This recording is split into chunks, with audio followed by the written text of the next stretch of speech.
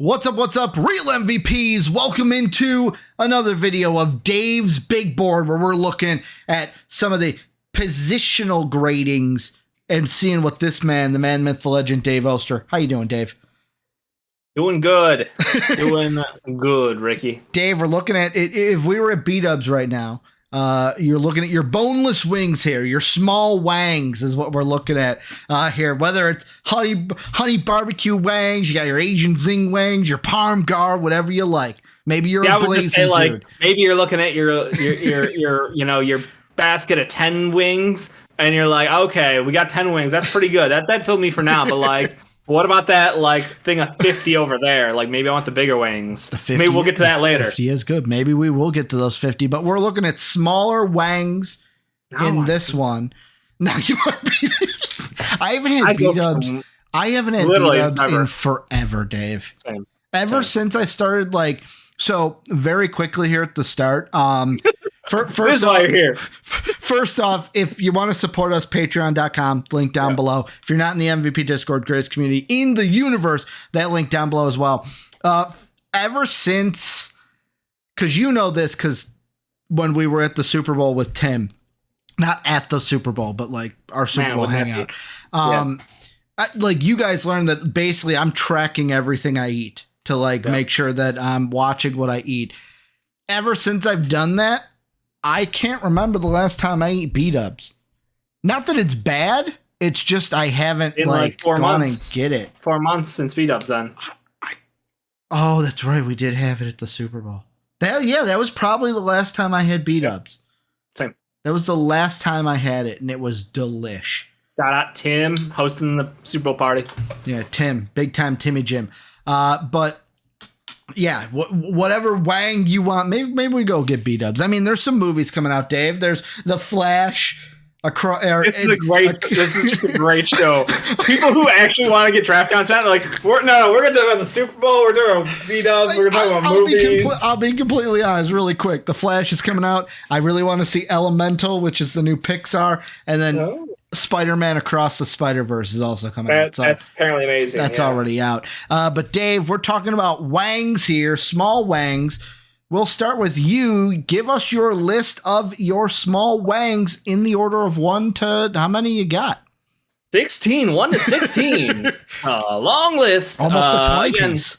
The small wings in my categories, just to give you guys a little overview. Since we have broken things up in a certain manner, I want to make sure you guys understand the scope. I'm talking about guys who can basically play the 2 through the 4 at when teams run small lineups. So you can go 2 through 4. There's some flexibility to their game. They can ball handle some. They can be, a little bit of perimeter centric. They can do a little bit of everything. They're the most in desire kind of archetype for players. Your DeMar DeRozans, right? DeMar's an interesting guy to put in that category, just because I would put him how people more view him these days. I would put him more at the 2 than the 4. That's the only reason why I said that. Yeah, unfortunately played the 4 for them. Never mind. Okay. Billy Donovan. My number 1 overall small wing is Sir Thompson. My number 2 is Dariq Whitehead. At 3, I've got Grady Dick. 4, Bilal Colby. Number 5, Whitmore. 6, I got Colby Jones. 7, I've got Jaime Jaquez. At 8, I've got Jet Howard. 9, Sydney Sissoko. I'm sorry, City. I always want to say Sydney. It's City Sissoko. At 10, I've got Nikola Dursic. At 11, I've got Andre Jackson Jr. At 12, Jordan Miller. 13, Max Lewis. I'm sorry, Max. We'll get in very far down the board, especially when you're next to Jordan Walsh on my board. That probably doesn't feel good. Followed by Julian Phillips and Chris Livingston, rounding it out. We need to find somebody who, in next year's draft or maybe the year after, someone's got to be coming up with Dalla in their last name, so we can pair them with Chris Livingston, and we can get another living Dalla. We got to get another one. Dalla, the greatest 6-man ever made. The greatest. I want the jersey. I still want a Warriors jersey. It just says Living Dalla, and it's just the number 6 on the back. fate of the universe on the line, or the Martians have the death beam pointed at Earth, you better hit it. I want Iguodala. But Dave, I got to start with the elephant in the room here. There's going to be some people that are kind of upset with you. One of them, I believe, is our representative from Motown, Piston fan, Soapy Muffins. Yeah.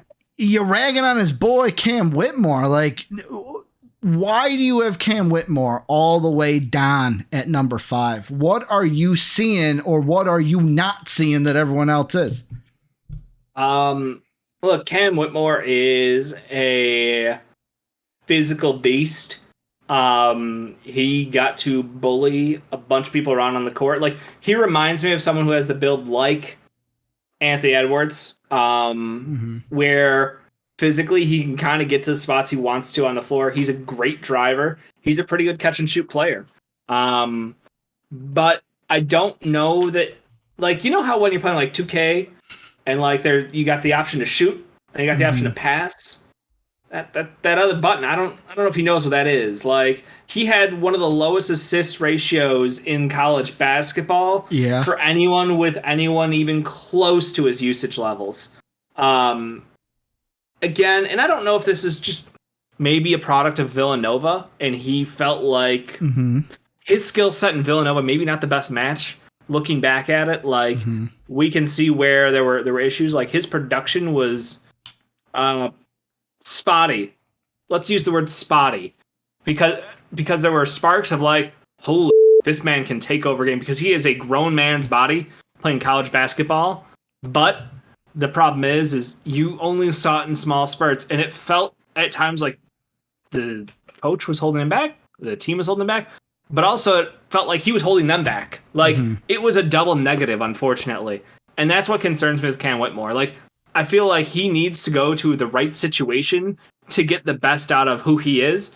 Because if he goes to the wrong team, like this will happen, where you're like, dude, you are just bigger, stronger than these guys, and yet you don't know how to use your body. You don't know how to work as a teammate. Crazy thought, teammate at Villanova. One of the biggest like team schools, basically, right? Am I right? You're the bigger college guy in past years. I mean, Villanova known for having well-rounded, well-coached teams. Yeah. Villanova is known for well-coached teams, but also players like Jalen Brunson, Josh Hart, like guys that, like, Jalen Brunson's the top dude for the Knicks right now, but like coming out, they're not seen as like, oh, dude, this is the face of our franchise. Bunch of role players is what they're looked at coming out of college. Yeah. I'll be honest, for me, Whitmore, watching his film, the biggest thing that I had, and this was more of me on like a fit size, is a lot of people have him going to the Pistons at 5. And I'm starting to kind of think Piston fans will tell me I'm wrong. Maybe they're just they got the copium. They're trying to talk themselves into Whitmore. I don't think they need Whitmore. I think they could go somewhere else. The thing I will ask you, though, is with Cam Whitmore, there are 2 teams that he has visited privately that have brought him in for, I believe one team has brought him in for 2 private workouts and visits. I will ask you if any of these 2 teams would be a good fit for him. One is the Indianapolis Pacers. Yep. The other is the Utah Jazz. Those are the 2 teams that have worked out Cam Whitmore. Yeah. I think the Pacers would fit well, because the way Carlisle wants that team to operate, his size and his ability to catch and shoot threes would work out really well offensively, working off ball from potentially one of the best point guards in the NBA in Tyrese Halliburton. Yeah, he would get some good looks over there. He'd be able to thrive, and then he would also be able to crash downhill. The fact that they already have a guy on that team who does not pass in Ben Mathurin concerns me, though, because now you have 2 guys who aren't willing creators, aren't willing facilitators on the court at the same time, and that feels that are just black holes of offense. Bad. Well, here's the thing: I don't know if Ben will always be that way. Cam feels like he may be that way. Yeah. Like, there's a difference in what we saw in college. Like Ben Mathurin in Arizona, pretty good player his first year, but he learned a little bit different. You know, he had some different going on. He came back to college. He had a bigger role. He facilitated more. He got the ball in his hands more. Also, he got to show off. He got drafted high, deservedly so. Cam Whitmore feels like he wasn't the guy all season, but when he got his opportunities, he was able to thrive in them. I just feel like I would be concerned about that with that team. The Jazz, I almost like it more because of the size that they would bring then. With Whitmore at the 3, Lowry at the 4, and Walker Kessler at the 5. That's some big boys. You got 2 7-footers at the 4 and the 5, basically. And Cam Whitmore, well, he isn't very tall. He is a brick house of muscles, basically. So, yeah, he's going to be able to defend pretty well. I'll just double that up, Ricky. He sees me writing, and he's like, let me just add more onto it. So, it's not that I hate him as a player. It's that I think that because of his limitations currently, and I don't know if he's willing to grow. Change. It's worked for him so far. His weight is something that got brought up as well, because he is a bigger player. But he also 230, 6'5", or 6'6", almost 6'7", 230. 3. Yeah. I'm sorry, 235. That's what Tankathon has him as, 235 at 6'6" and 3/4. Combine official, just to make sure. Anthropomorphic stats. I do love this website so much. Dave has that tab open 24/7, don't you? I do. Yeah. I do. Because Dave's got like 100 tabs open. He's one of those people. Only 75 I cleaned up. Cam Whitmore weighed in at 235. Yep. I feel like Tankathon now is just copied over the officials by this 6'5" and 3/4 without shoes. So basically 6'6", no problem. And but only a 6'8" wingspan, 6'8.5" wingspan. So not the best. But yeah, he should be a good player. He absolutely should be a good player. But because of the limitation of how much is he going to be a team player, how little he passed at a school known for everybody plays their role, everybody wins. It rubs me the wrong way. There's also another player on your list that I know the justification's going to be there. It's nothing outside of left field. I'm just a little confused. So you have Thompson at 1, which is like, duh. But then number 2, there are some people out there that'll probably say, Dave, why do you have somebody in Whitehead who's on most big boards, like Tankathon has him at 23. Some people have him outside the top 20 over a guy like Grady Dick that many people see Grady Dick as a bona fide top 10 pick in the draft. And he should be also. Like, Grady Dick will go top. Well, he'll go lotto. There's so much movement right now between 5 and 14 that everybody feels like they're positioning for somebody. So you have to wonder. I will say, is it because Dick lacks on defense? And when I say that, it means he's good. But the numbers back it up. He's a good defender. But there's better defenders out there, is what I'm saying. Like, if you're drafting Grady Dick, you're drafting him for his offense and his shooting. He's a very good defender, Ricky. Okay. He is a well above average defender. He's one of the few guys who are playing this role who have above a 2 defensive box score plus minus. Okay. Which, fun metric, and I'm glad you brought. I'm glad I brought this up. Wow, what a weird pat on the back to myself. That sounds dumb as. Backhanded complimented me to pat himself on the back. So an interesting thing, I stumbled across this night.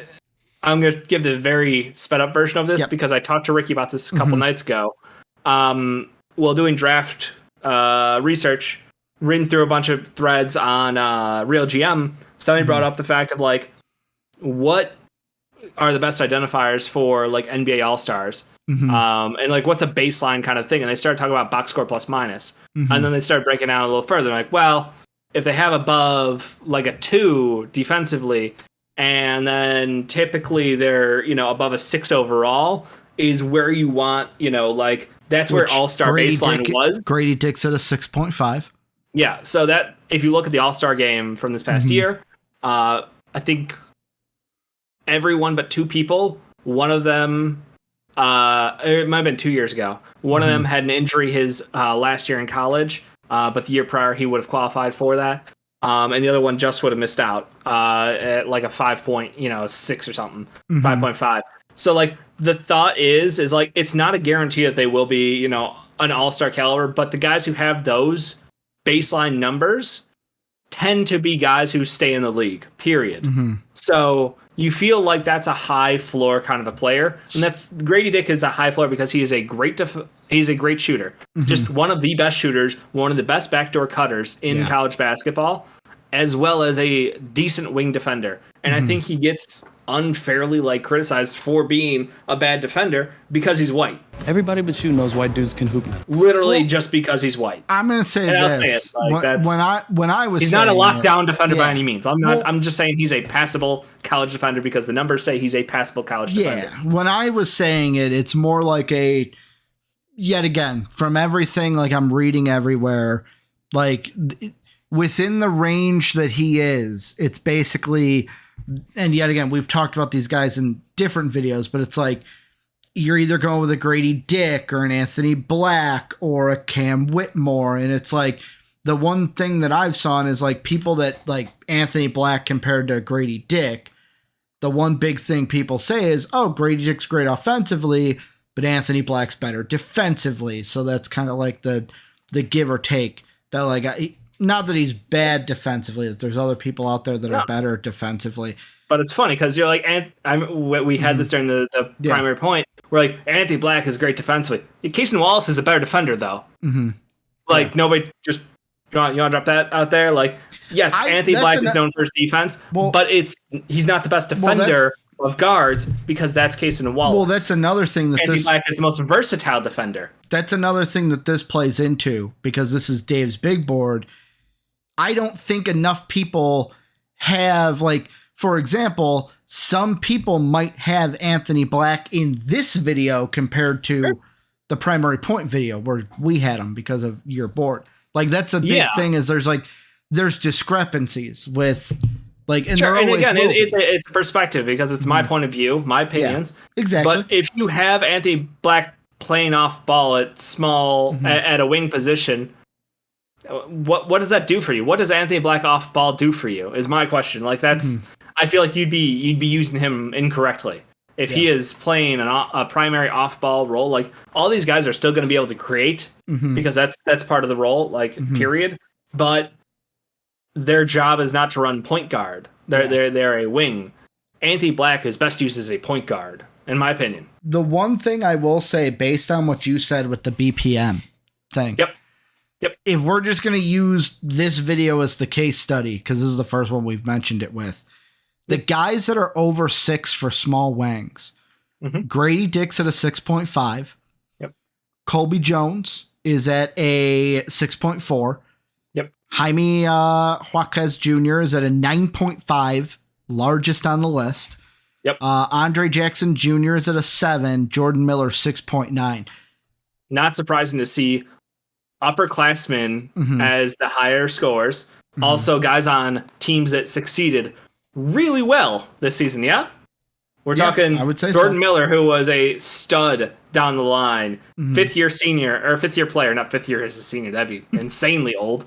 Yeah, Andre Jackson Jr., literally the engine of the UConn team. He was basically their intangibles guy. He was point guard, he was power forward, he was a rebounder, he was definitely not a shooter from the outside, but he was their Draymond, basically. He was what that was. He was the equivalent of Draymond for that UConn team.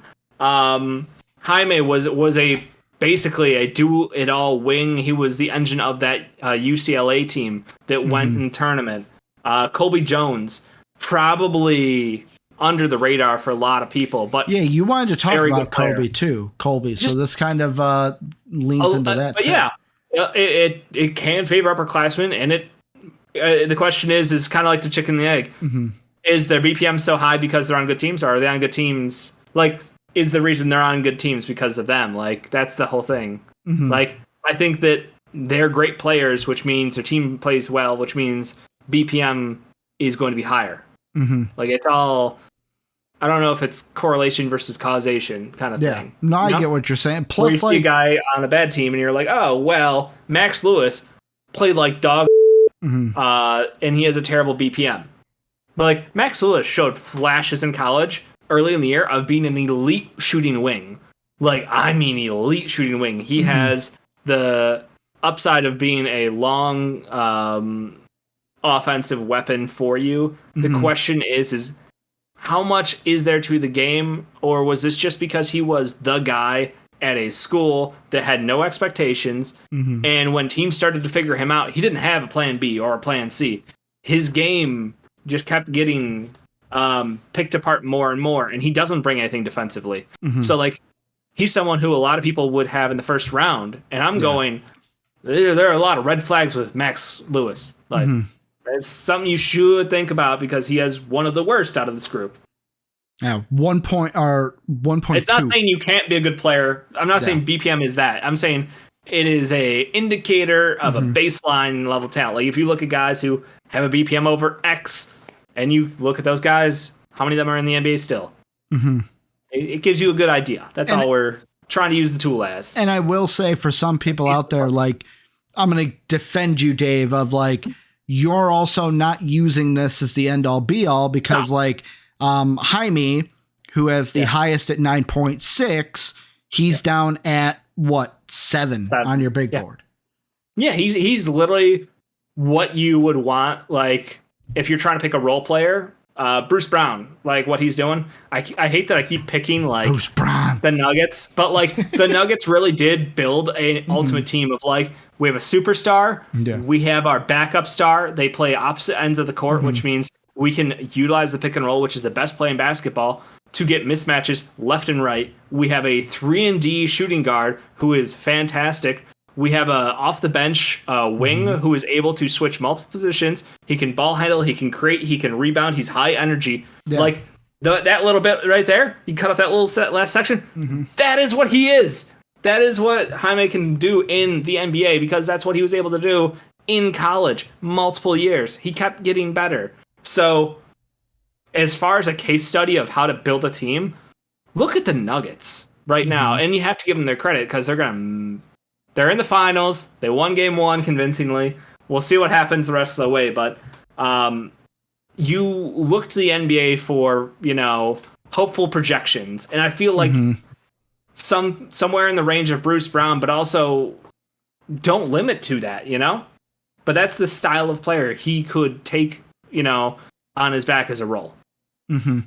No, exactly. And like you bring up the Nuggets too, and like the thing that like I would even think about is like Aaron Gordon, a guy who, like it's a mixture. Like success isn't just one thing. It's right. They've got guys that were somewhere else, learned how to play the game, and then okay, coming to this team, let me take what I learned experience over here.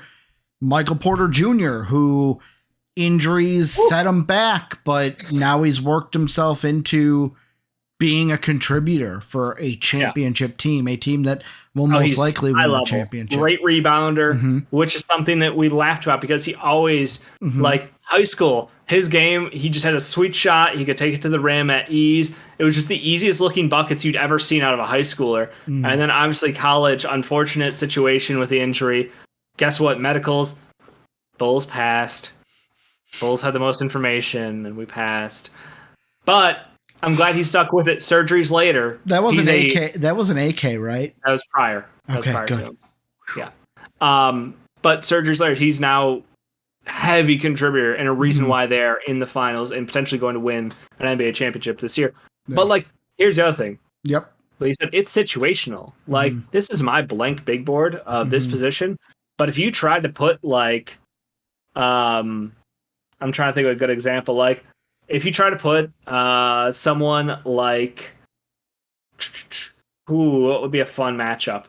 Well, we talked about a little bit with like Cam Whitmore and the Pacers, like with 2 non-passers, like that's not ideal. But basically, if you buried somebody on a roster where they're just not going to be able to succeed, like how do you expect them to get better? Like if you took Bilal and tossed him onto a team that has like championship aspirations, how many minutes do you think he's going to get? Like, is he someone who is more of a raw prospect who, is likely to not get a ton of run with a championship caliber roster? We're seeing it with the Warriors as piece by piece, that franchise top picks are all kind of just quietly being shoved off.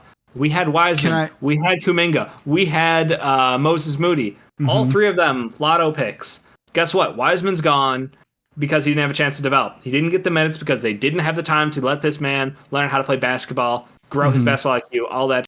Don't care. His product now, we'll never know what he could have been if he got those minutes at age, 18, 19.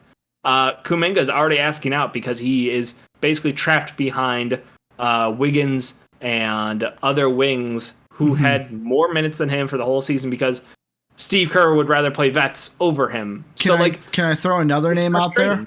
Yeah. Fast PP. Four-year player at Oregon, averaged 20 points in his senior season, had 19 minutes his rookie year, but how many minutes has he had at Boston since? And he wants out. Yeah, it's just annoying.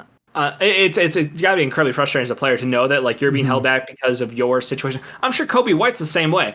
Kobe White was a shooting guard who we pushed in to be a point guard, and then when we were like, we don't got time to let you figure out how to play point guard in the NBA, you're Zach's backup now. Like if Kobe White was a starting shooting guard on another team in the NBA, he could be averaging 19 a night, no problem. Like I wouldn't blink at Kobe White putting up 16 a night, whatever. He's a good player, but we'll never see that out of him because he is trapped behind Zach LaVine. No, we won't see it because he's never going to get 30 a night anywhere he goes. I never said 30. No, I'm saying. So my biggest criticism of Kobe White, and people had this like chainsaw in the Discord because me and him went back and forth because I think Kobe's trash. I'm trash. It was like at the end of the season, Kobe started playing well. It's like, oh, look at how many points he's playing. It's like, yeah. But he's getting, like, there was one game against the Sixers. He had, like, 30 minutes. It's like, see, he had the exact amount of points he wants. I'm like, yeah, I hope he had that much. He had 30 minutes. Like, that's starting minutes. Like, you need to get like, that's a big thing. He's not efficient. And I will never be a Kobe supporter. It just won't happen. It just won't happen. Like, but yeah, that's my whole concern with a lot of these guys is, like, fit matters. So while this is my big board for a blank slate, if you gave me a roster, I would. This order would change. All my orders would change because you have to fit the pieces on. And you're like, we'll just draft the best player. The best player doesn't fit on every team unless you scale the whole team around that player. Like, Victor is generational talent, so it doesn't matter where he goes. He's one guy. How many more guys can you say that about? How many teams can you put a non-shooting point guard on? Well, we saw that happen. Didn't work out so great for the Lakers. Didn't work out so great for the Clippers. Didn't work out so great for the Nets. Hasn't worked out super well for the Magic, and I can go on, but like, I'm not trying to pick on guys. I'm trying to prove a point that my order matters for me. And if you're X team and you're like, we absolutely should take Whitmore with our pick at 5. I don't care that you got him as your 5th best small wing. Cool. I think Whitmore on the Pistons would be great. I really do. I think he'd be a good pick. But blank slate, I would rather have other guys. Yeah. This is where you guys come in. Let us know what you guys think down below. Anything we talked about Dave's order of the small wangs. Let us know what you think down below in the comment section. Remember, if you want to support us, check out our Patreon page down below in the description. Also, if you're not a part of the MVP Discord, join that today. It is free. Best community in the universe. Both those links down below in the description. We will be back with more draft content, more big boards from Dave. We got 6 of them that you can check out right now if this is the first one that you have checked out. We'll be back with more of those. See you in the next one. But as always, have a good day, everybody. As always, we'd like to thank the people that make these videos possible, our patrons whose names are displayed on the screen now. If you would like to become a patron, go ahead and click the Patreon icon in the bottom right. And if you'd like to check out another video from MVP Sports, hit the video in the upper left. As always, thanks for watching.